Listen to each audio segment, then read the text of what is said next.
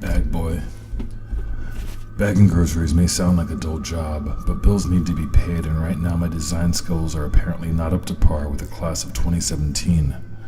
I work 3 nights a week and close up the supermarket after, as I have for the past 2 months. The night manager usually does this, but he's been dealing with a newborn, and I have little to do lately, so felt obliged when he asked, promising an hour overtime. Since the shop is close by and in a well-lit and relatively safe part of town, I never really felt the slightest unease. Earlier tonight, however, I saw something wrong with my reflection, and my world began drifting deeper into darkness. I helped the slow yet incredibly charming Miss Carmine unload her groceries into her hatchback, and then returned inside to help the cashier tally up and close out. I looked longingly at the black glass window to outside, eagerly awaiting kicking off my shoes and relaxing with a movie. The bright lights in the supermarket created a mirror effect, and I stared at my slumped self, aware of how miserable I looked, and I tried to smile. I returned some stray cans, swept the area, and headed out to fetch the carts. The nipping chill of winter had arrived earlier than expected, so I rushed through the job, hearing a strange wailing of the wind that creeped me out a bit that sounded somehow alive. I ran to fetch the last visible cart, jogging it inside to warm up. The cashiers all settled up with the closing manager and headed out as the lights dimmed. I said my goodbyes, mopped the floors, and looked at the view through the black glass of the now vacant parking lot, my reflection illuminated with the aisles of cans and preserves behind me. I turned my head and saw my reflection do so with a trail effect that was unnatural and off. I blinked, disbelieving, and stared at my reflection intently, realizing something was different. It was like a double exposure, and in that moment I realized someone seemed to be outside, mimicking my exact motions, looking in. I nervously stared at the unseen form covered by my own bright reflection in the black mirrored glass, slowly approaching the large pane as shivers climbed my neck.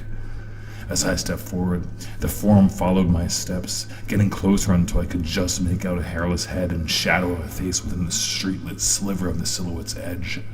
I walked slowly over to the pane, watching my reflection trail a slightly misaligned form from outside just feet away, separated by that tall pane of glass.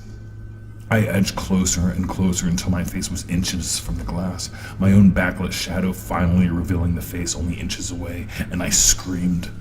In the blackness of the entrance sidewalk in front of this empty lot stood a man with no hair, eyes or nose, just creases as if his head was silly putty pressed into repeatedly by a wide chisel above the black, lipless mouth.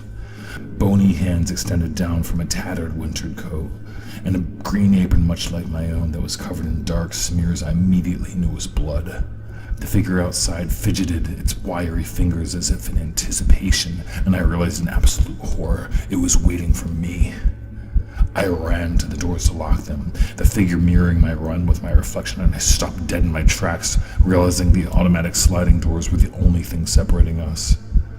I froze, then began stepping backwards away from the door, sighing in relief as it retreated as well.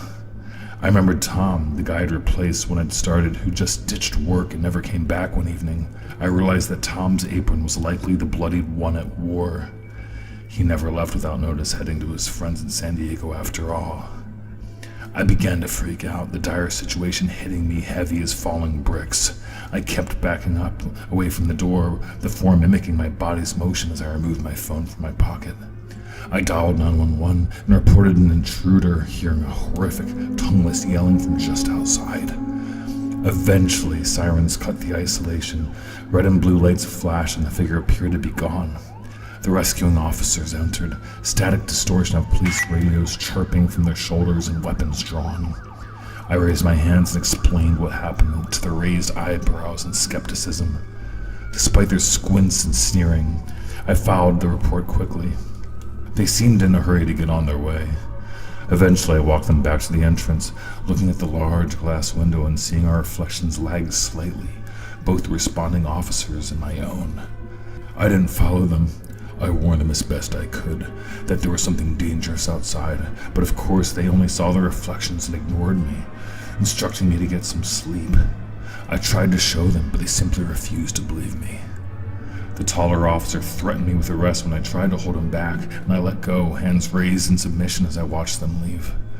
The wavering reflections so nearly matched their every movement, but I knew at that time there were 3 of them out there.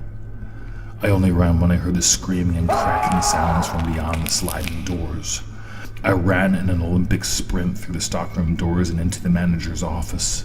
I locked myself in, barricaded the doors with a swivel chair, breathing quickly and heart pounding. After what felt like hours, more sirens arrived. The EMTs had clearly been called to the scene with an additional set of cops based on the sounds of the sirens. I'm just waiting in the dark recesses of the stockroom now, trying to ignore the almost human grunts and yells from the darkness surrounding the office. I bagged enough today without joining those poor officers outside on the zippered plastic delivery to the coroner. I just wish my reflection in the glass windows of the office stayed still, instead of inching ever so slowly out of alignment towards the office door.